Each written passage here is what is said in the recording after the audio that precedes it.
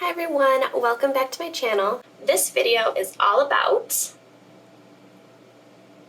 I wanted to do something different with this next series of videos. Normally, my video is an entire project from start to finish, but this next project, ooh, pretty. I wanted to break it up into several smaller videos going more in depth with each step of the process. So that way I can explain things a little more, maybe help you guys out a little bit. So at the end of this series, I will be giving away this Suncatcher. This could be yours on my Instagram page. So if you want to follow me on Samantha Ashley Glass, and you can look out for the giveaway, and then you can enter it. Cool. Alright, so let's get into the videos. Alright, let's talk about soldering. Most people's least favorite part of the process, just because there is a slight learning curve with soldering. It takes a lot of practice, and sometimes it just doesn't want to cooperate. But yeah, we'll talk through some little tips and ways to go about soldering. So I just pick up these little ceiling tiles from the hardware store, super cheap, and they protect my desktop. Alright, I've got my straight edge in place. First thing I do is set up the piece I'm about to solder.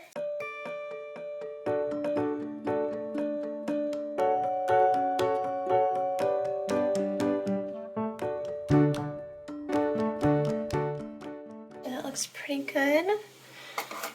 And then I just want to tack it in place.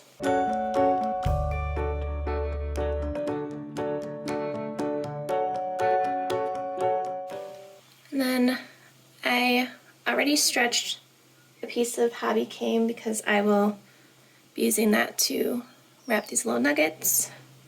So I don't need that quite yet. I've got all of my jump rings ready. I need 10 of them for this project. I really hate attaching jump rings, but I keep making designs where I need a lot of them. So I'll be attaching chain to jump rings up here to hang the piece, and then to attach these dangly pieces, I'm using waxed cord. But looks like we are ready to solder. So before we get started, let's go over a few of the tools. So I like to use the Haco FX601 soldering iron. I go back and forth between the temperature control settings of 410 degrees Celsius and 360 degrees Celsius. I usually solder at 410, but I do any decorative work, or I usually bead the edge at 360. I've got my tinning block. You can also get like a tinning paste where you just, it's semi-liquid, you just stick your tip in it and it tins it. This is a solid block that you rub your tip on. Let me grab my gloves. I always wear just these nitrile gloves because I don't want to touch too much lead and I don't want to get flux all over my hands. When I start to bead the edge and I actually have to hold the piece, I'll wear a it's not a heat-proof glove, it has these little bumps on it, it's a little heat resistant. It's made for curling your hair. Then I've got 60-40 lead. This one is Canfield. There's a lot of different brands of solder out there. I've only tried a few of them, but Canfield's pretty good. I have So this is my fume extractor. I always have it on, but right now I have the window. There's a window right. I have the window open because I'm not gonna put the fume extractor on quite yet because it's really loud and then I wouldn't be able to talk. Or you wouldn't hear me talking. I'd have to do a voiceover, which, I mean, I could, but... Okay, anyways. And then, of course, you need your flux. I don't really have a favorite flux. So I've used a lot of this Glass Star flux, and then I also have this classic 100 gel flux. This is what I've been using lately. I really like it. So there's also a paste flux you can use. I know a lot of people like paste flux. I tried it and I hated it. So I either like, technically this one is considered a gel flux, but it's a lot more liquidy than this gel flux. So you can play around with different fluxes. Okay, so my iron is heating up. I need to tin it.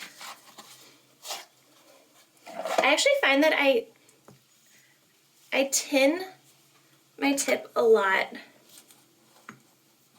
while I'm using it. I don't just, some people just tin it once and then they solder their whole piece and that's it. I'll do it multiple times throughout a project. Okay, then you get a nice tin tip. I don't know if that's in focus.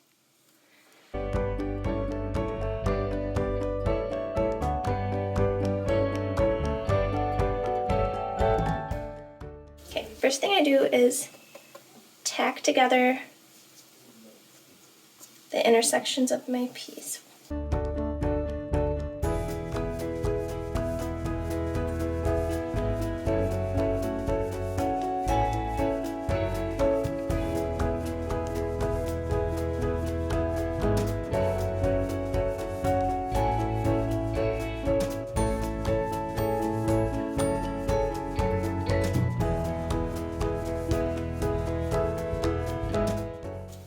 Once you have those pieces tacked together, you can disassemble your little system.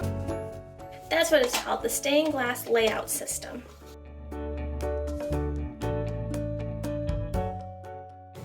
Okay, next thing I do is I just go ahead and I tin the perimeter.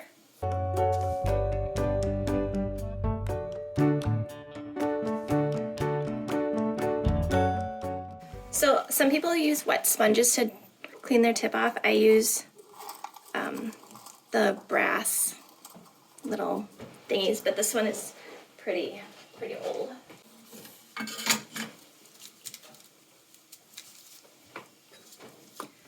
So I'll do this side from far away and then I'll change the angle to get up closer so we can really show what's going on. Go ahead and flux all of the joints, or all the seams.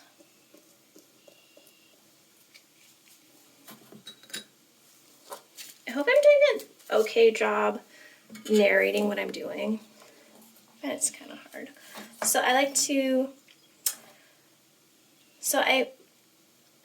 you want to drag your solder across your seam. So I hold the solder on the underside of my iron, kind of let it pull up a little.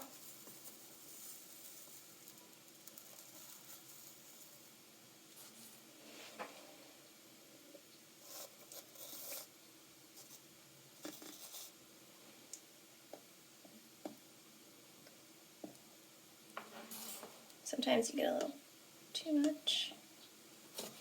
And it's okay if it falls off the edge because you can just use that when you're beading your other side.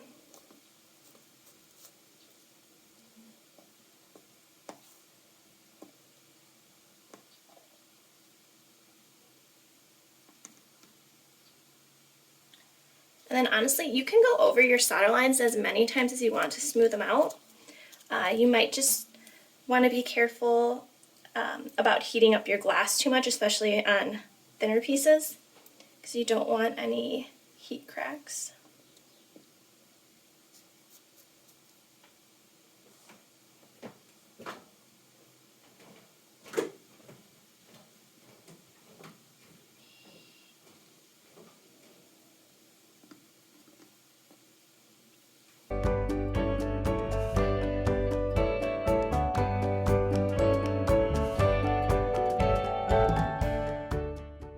So sometimes you'll see that even though you ran your solder across your foil, there'll be a part of the foil that the solder doesn't stick to for some reason, so you can just add a little more flux to that, and now it's stuck. But then you have to clean up your line.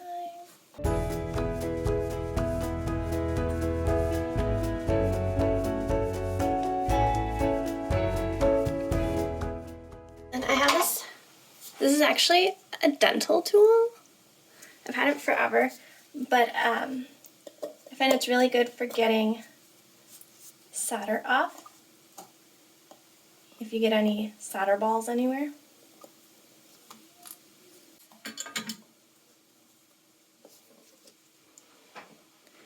Okay, so there you have it. The front side is done. So now what I'll do, I'll flip it over, do the back, but I'm gonna let that cool down for a minute, and I will do this piece first.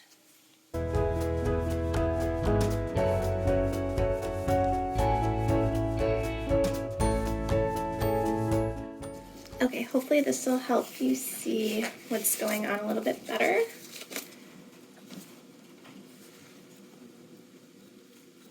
Okay, we're gonna flux this side. Since this is a gel flux, it stays in place for a long time, so you can flux multiple seams at once. Actually, I'm gonna tin the perimeter first.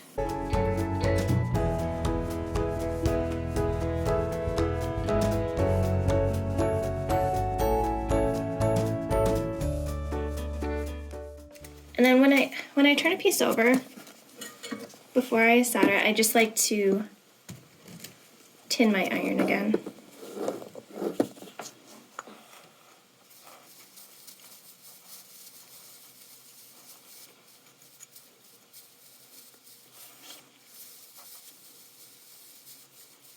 Just make it nice and clean. Okay.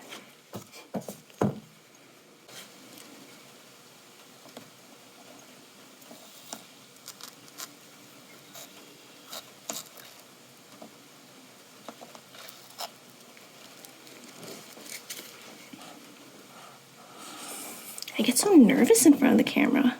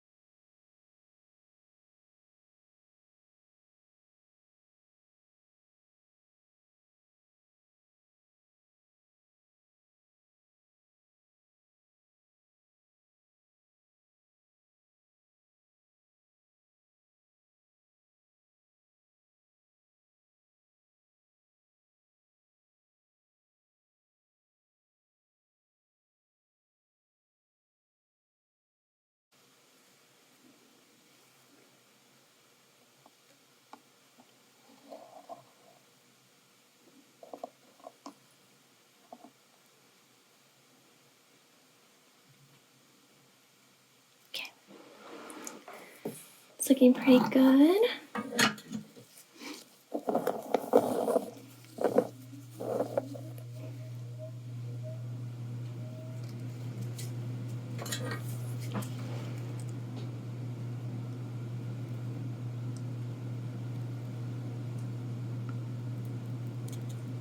Oopsies.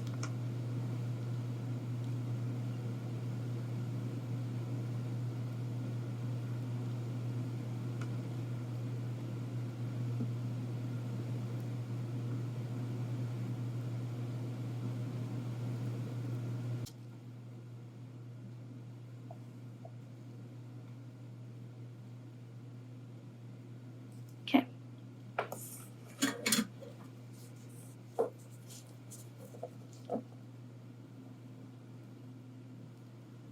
There we go. Okay, so I'm gonna let this cool. Okay, so now I am going to bead the edge of my rainbow. I'm gonna turn my soldering iron down to 360. Put on my heat glove, set up my solder so that I can grab some off of my iron if I need to. Go ahead and flux the perimeter.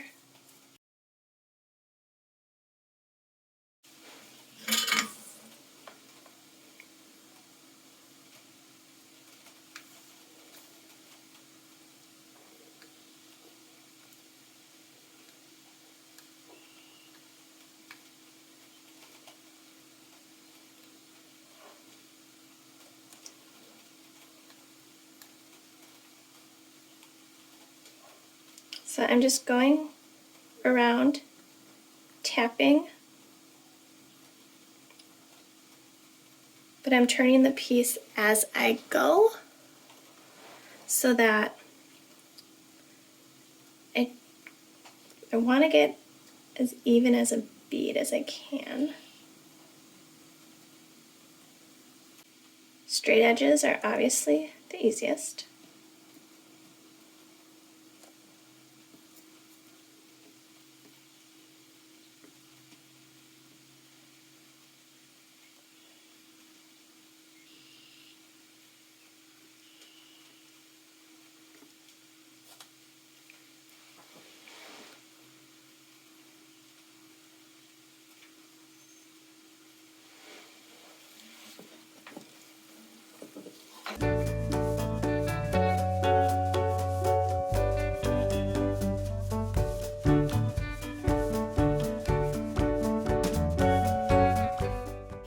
And you want to go quickly, but not too quickly, because if you are doing the curve and you turn your piece too fast, then the solder is going to move and kind of pool.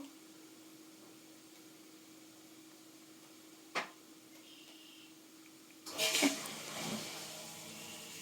So the inner curve is done. Now we just have the outer. There's kind of a lot of solder built up right here, so I'm just going to smooth it.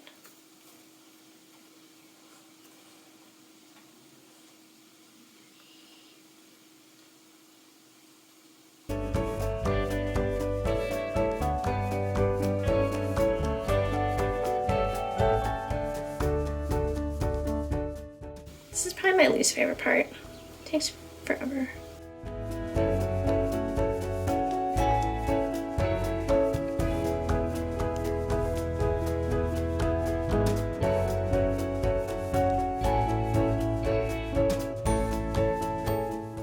Okay, so now everything's beaded, and now I just need to attach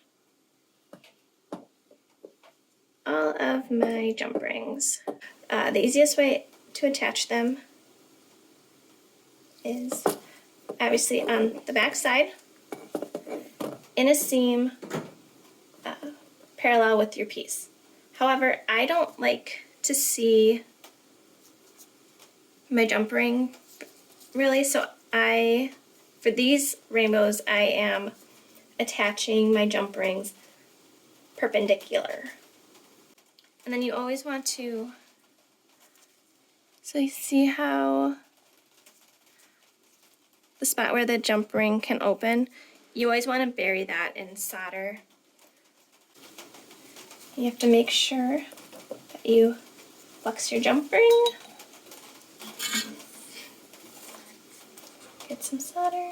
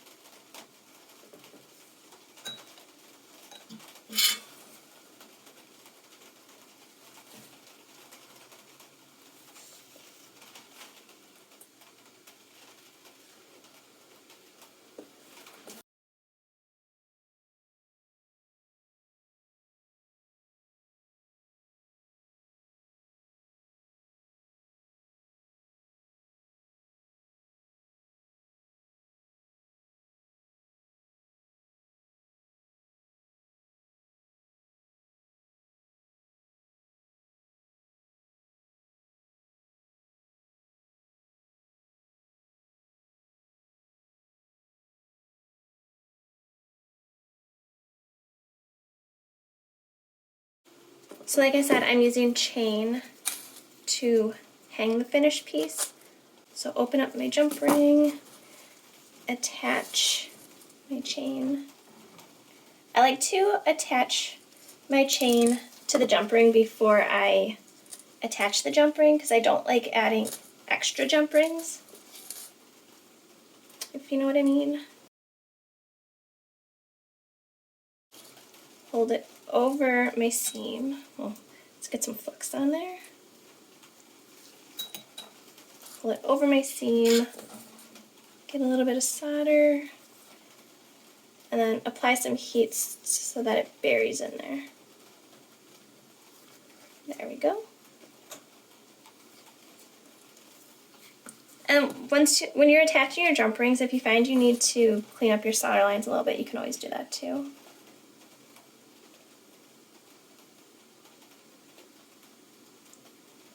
But this is another reason you attach your jump rings on the back side because, I mean, yes, you want good solder lines on both the front and back, but it just looks cleaner when you put the jump rings on the back side.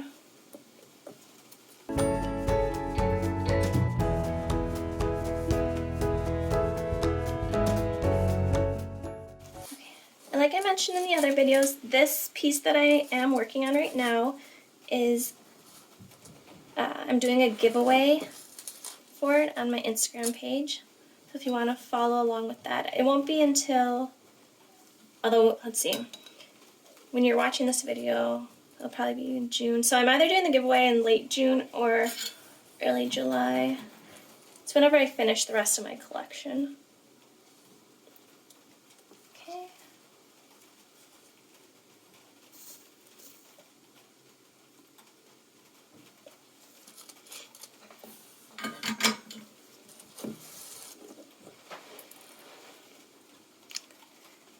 There we go.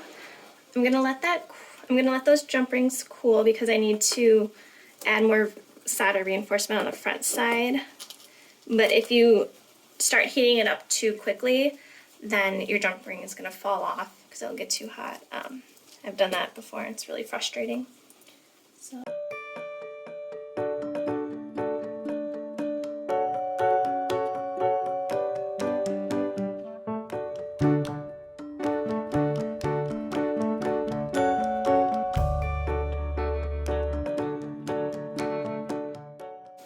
Okay, so next while those are cooling, I can get my hobby came ready for the nuggets.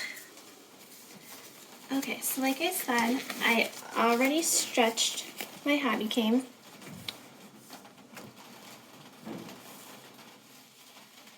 So let me first cut off an edge so I have a good starting spot. These are really little nuggets, so they won't take much.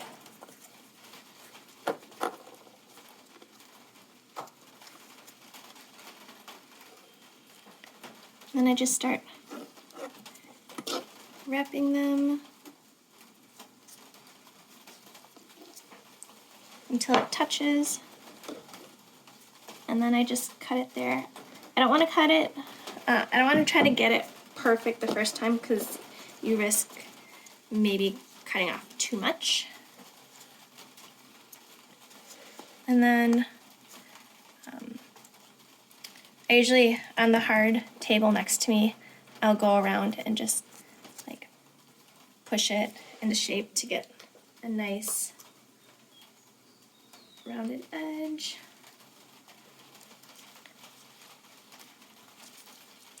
And then what I do is I just start cutting off a little bit at a time until it fits the way it's supposed to. Like that's not good. I still need to cut more off.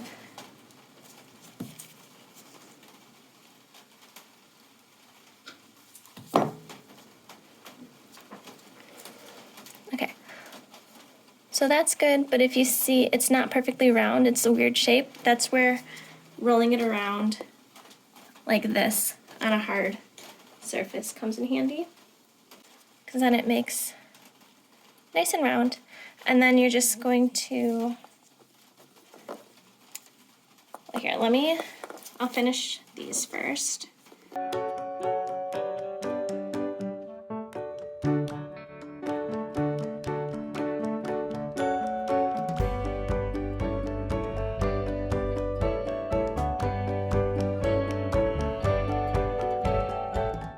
Also, these gems are super cool. I don't know if it shows up very well on the camera, but they're iridized gems, so it goes really well with my iridized glass.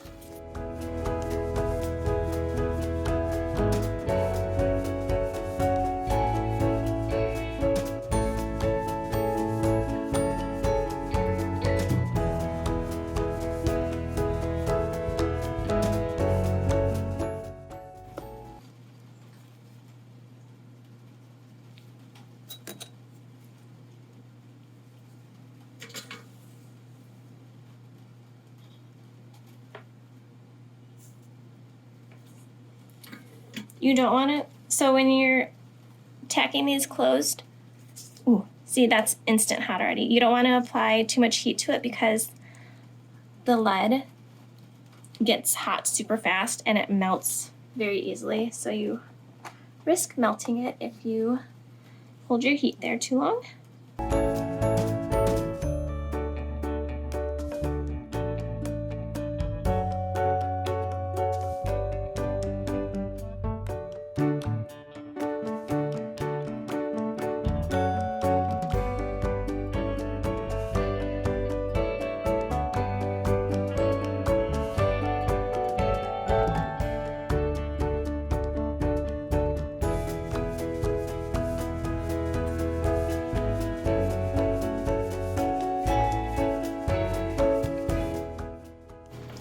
So we're gonna let those cool.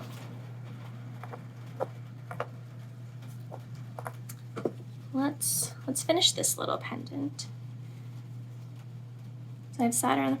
So what I do is I tack some solder on the back, and then I flip it over, I tack some solder on the front, and then I let that cool again, and then I make sure the solder is going like through the jump ring, because I want to make sure. It's not like I'm attaching something really heavy though, so the chance of it pulling away is very slim, but I just like to make sure everything is secure the way it's supposed to be.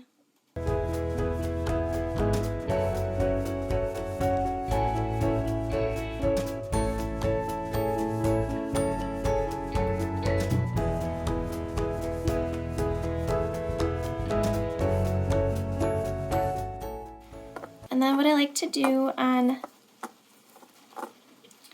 so this is where I sealed the hobby came. So on the front, I like to put just a little decorative dot right there to cover the seam. So to do that, flux, flux, flux.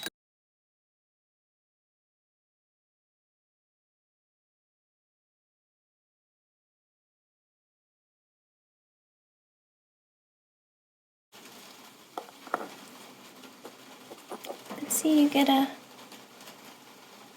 cute little dot.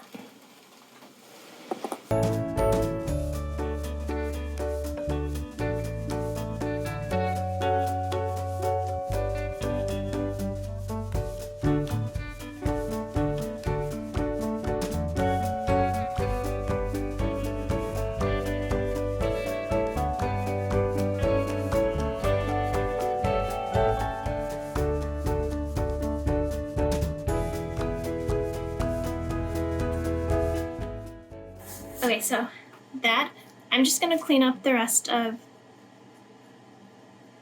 the joint around my jump ring, which is nothing too exciting, so I think we'll stop there.